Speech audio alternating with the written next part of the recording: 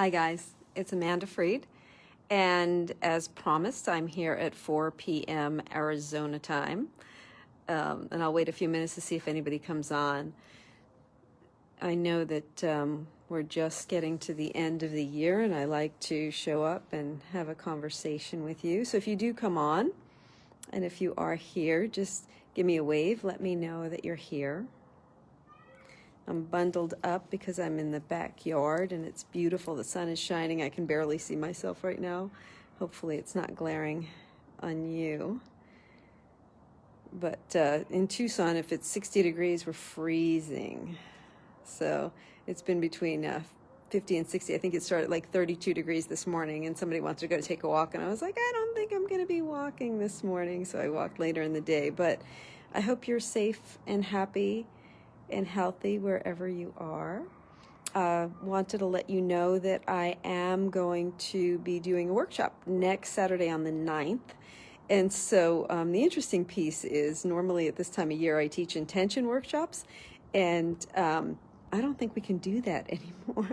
Like I always say, and I've said this in my newsletter, that I'm so glad that I didn't teach an intention workshop last year, because I would have to give everybody their money back. So not a lot of our intentions were met. Our goals weren't quite satisfied. Actually, I read that somebody today talked about how her goals, she didn't meet any of her goals from last year. And I thought, well, gosh, how could you? Who could meet any goals this year? You know, my goal once COVID started was just to sort of sit with it and to be.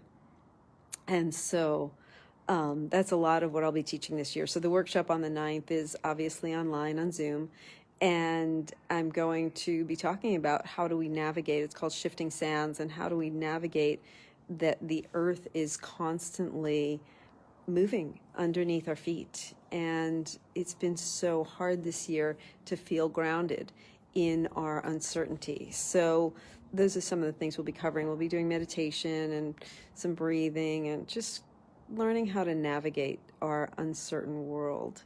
And so, and that's kind of what I wanted to talk about today. But one of the things that I was thinking about today was encoding. So I watched this show on Netflix, and you guys let me know if you've seen it, Halt and Catch Fire. And it had to do with computer coding. So now it's like, I'm wondering how my computer in my head, in my heart, has been encoded in my life.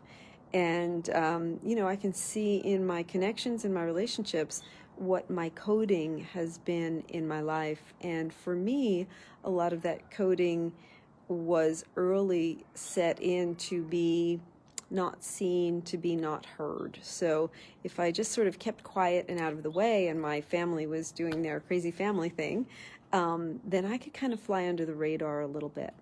And so I noticed that that coding or encoding has followed me through my life. So a lot of times, and you wouldn't believe this because I'm pretty outspoken. In fact, a friend of mine once said, I'm the loudest doormat you ever met. So the encoding to stay quiet, to stay down, to not be seen or heard was pretty prevalent as a child, and then has followed into my life. So in relationship, I won't necessarily say what I think, say what I feel, say what I need, because of that encoding. And so those, you know, you can call it whatever worked in your family. So think about what was acceptable, expected in your nuclear family, and how that coding has followed you through your relationships in life, whether they be work relationships, romantic, or friendships. And so those are pretty hard and fast set within us. And if we really want to kind of run life the way we want to run life, in a conscious manner, then we sometimes need to change that coding. And I always say this is the software that we're feeding into the machine of our brains, our emotions. And these are really hard sort of patterns to get out of. And usually when we have interactions with people, we can go right back into those patterns. You ever notice, like, if you get into an argument with somebody, you go right back into that pattern, whether it be shutting down and getting really quiet, or whether it be, you know, being aggressive or angry. So just know that whatever we've sort of been encoded to be or how we've been encoded to react is probably what's going to come up first. And that's fine, but when we have a mindfulness practice, then sometimes we can step back and go, maybe I can change that coding a little bit. Maybe I can use some intention to address this situation. And I find that one of the best ways to sort of change that coding is to meditate, is to turn your attention in to a place that is beneath and beyond those reflexive, encoded patterns. So what we want to do, and even, coming into this new year, what I would love for us all to do is, oh, my daughter's watching. I love you, my little girl. What I would love for us to do in this coming year is to kind of clean our slate, if we can, to recognize those habits, those encoded messages from our childhood, from our earlier lives, and go, okay, I get that, I see that, but what if I came to this situation? What if I come into this year with a blank slate? What if I can be open, recognize the habits, recognize the patterns, recognize the coding, and go, okay, but how will I be? How will I show up in the world now? And how would I like to show up in the world? And like I said, these are hard things. So when we first react to something, it will be your patterns, your messages, your encoding. But we can write new code. And that's what I found out from watching the show Halt and Catch Fire, that we can always write new code. So we're going to go into a meditation in a couple of minutes here. But I want you to start to think about, if you were to write the code, if you, in your present state of mindfulness and awareness, were to write that code anew, how would I like to show up? What would I like to be? How do I present in the world? Because we're not going to be, we know this, 2020 or 2020 taught us that we can't rely on or depend on the world or people to behave in a certain way. So all we can do is, I love to say this lately, is to stay in our own lane. So let's say if I stay in my own lane, and no matter what happens in the world, no matter what changes come, I'm going to be the way I want to be. I'm going to write the code for how I be in the world. So we're going to just practice that now. So if you're just coming on, or if you come on while we're meditating, don't worry about it. My eyes are going to be closed. That's how I practice meditation. But I'll be talking you through this guided meditation. Obviously, if you're driving, don't do it. You can always listen to this later. I'll post it later. But if you can, find your comfortable seat and connect to your breath. If you're comfortable doing so, allow your eyes to close down gently, so that you can simply be with and hear the breath. Now, obviously, your old patterns of thinking are going to come in, your old ways of being, your old beliefs. All of that is going to come in. And that's okay. Recognize it, let it be there. Know that it's part of the encoding that got you to where you are today. But turn the attention gently, left or right, to the breath. So for me, when I am in charge of my attention, I move it to the left. It may be different from you. It may be up or down or left or right. But I just gently turn, almost like turning the steering wheel, away from the thinking mind and into the breath. So for now, we just breathe and know that we're breathing. So allow your awareness, as much as you can, your awareness might be split in a couple of different places. As much as you can, pay attention to your inhale. For now, we'll just focus on the inhale. Kind of let the exhale take care of itself. And just bring as much of your attention to your inhale as you can.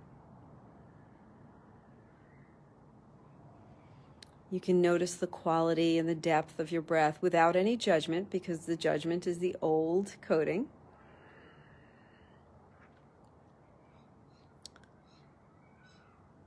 Notice the depth, the duration of your breath. You might be able to hear birds in my background. That's great. Birds are present moment awareness. They don't interfere with meditation. So any sounds that come up either in your room or where I am, They don't interfere with meditation.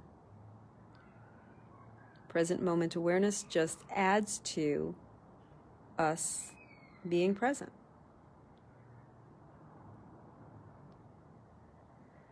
Then we can gently turn the attention to the exhale. And even give your exhale a little aspirant sound. So if you close your mouth and create a little constriction in the back of your throat, so that when you exhale, it's kind of making the sound like you're fogging up a mirror. And focus on that sound if you can. Just a little aspirant sound in your breath, almost like you're whispering.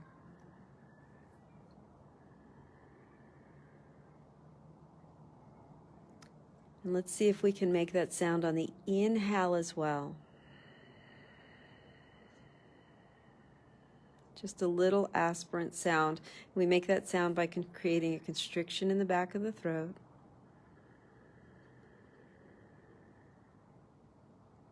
On the inhale and on the exhale.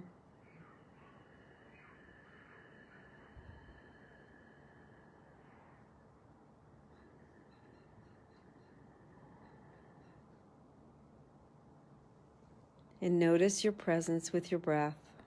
You can also notice when the mind wanders away, gently draw it back to the breath.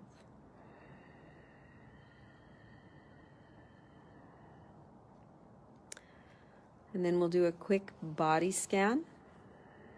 So you can release the focus on the breath, bring the awareness to the low jaw.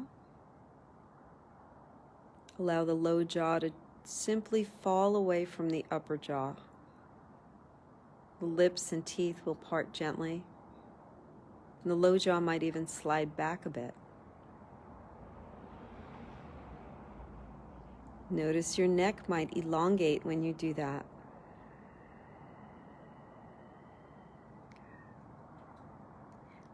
Allow the skin of the forehead to be smooth.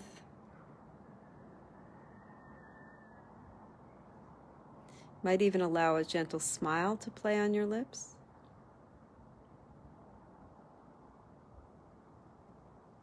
Bring your awareness to the muscles in the skin just above and around your ears, the sides of your scalp, where we like to hold a lot of tension.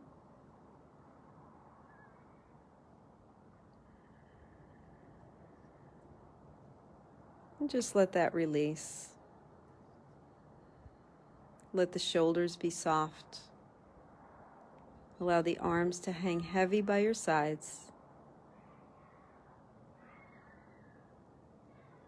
And now notice the rise and fall of your rib cage on the breath.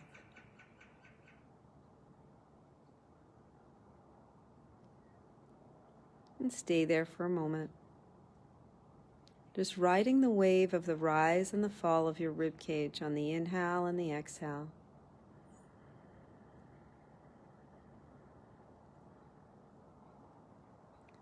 Notice if you feel any contraction around the heart center, around the chest. So we're not going to make any effort to change the condition that is, we'll just recognize it.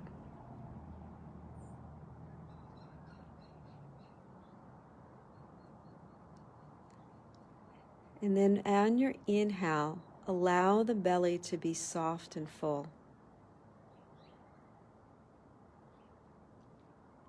So we don't need to hold the stomach in. We don't need to contract in any way. Just think Buddha belly, a softness, a fullness, a release of any tension in that area. Allow the hips to be heavy into the seat beneath you. Allow the muscles of the legs to release, and the hands and feet just be soft wherever they lie.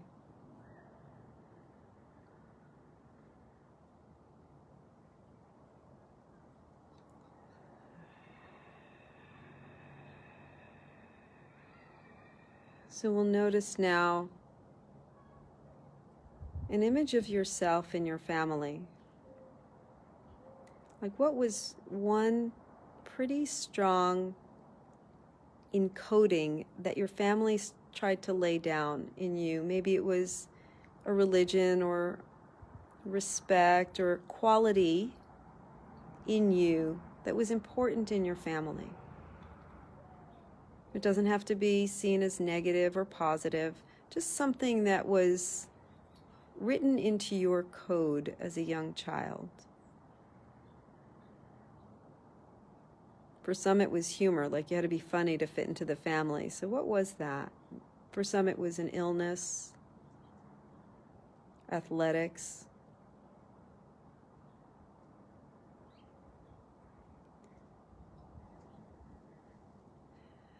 Whether we know it or not, these codes that were written into our software very young stay with us, whether we go in the same direction or opposite.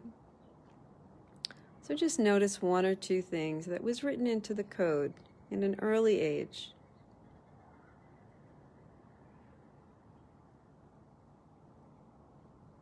And just notice what kind of impact that's had on you.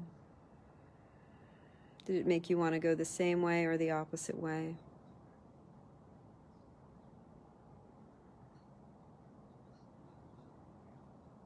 And then release that idea. And now imagine yourself with that encoding gone. Let's say I didn't have to be funny to fit in my family, or if I didn't have to make a lot of money. What if we were to begin to erase that encoding and begin to see ourselves as a clean slate? Or at least without that one piece of information.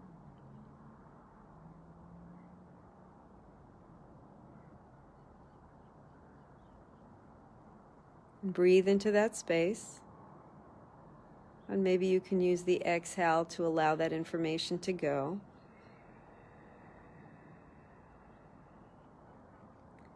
Like, oh, that was written into my code young, but maybe it served me well enough up until now. So I can see my motherboard as clean.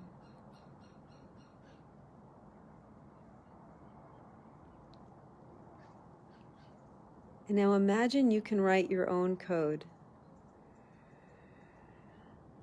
What is that one thing? That first thing that you would write into your clean slate? What is a quality that you would like to imbue, embody?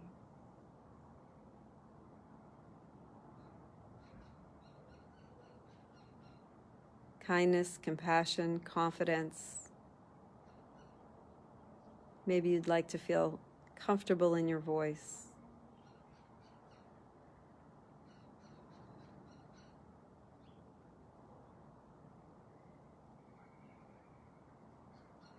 Now inhale in whatever that is. What is that new code you might be writing for yourself? We won't worry about if it's for the year to come, just for right now.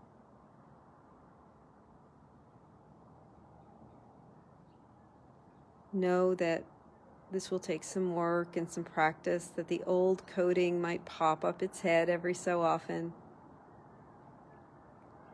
But we can do the work of cleaning the slate and writing in whatever code we want.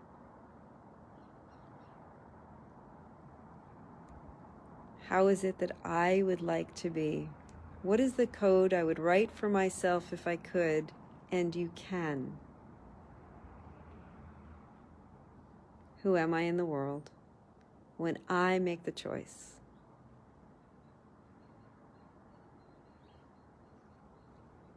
Now deepen your breath and notice that quality that you feel within you.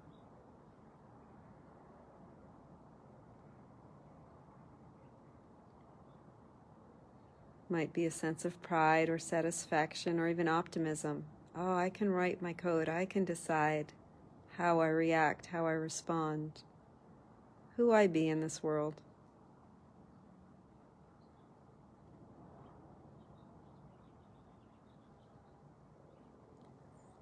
And now allow yourself to release any focus on coding or encoding or habits. Just let it go.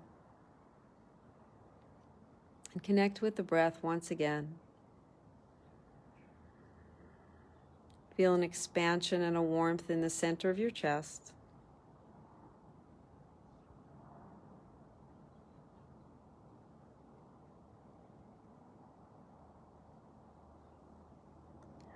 And allow yourself for a few moments just to be. Not to be this or that, but just to be.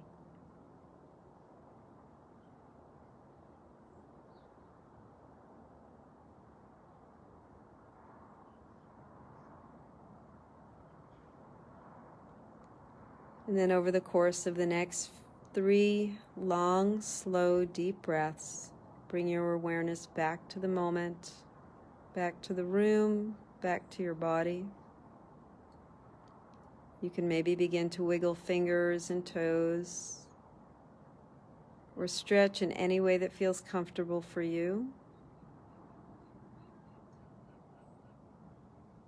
I usually like to check in with my neck. It's where I feel tightness a lot of the time. And then you can gently bring the eyes to open. I like to say you blink the eyes open. You open and close the eyes a little bit until you can look around the room or your surroundings and notice if your vision has changed at all. It might be clearer or less clear. You know, we say the drishti, the inner vision, is more clear than the external vision.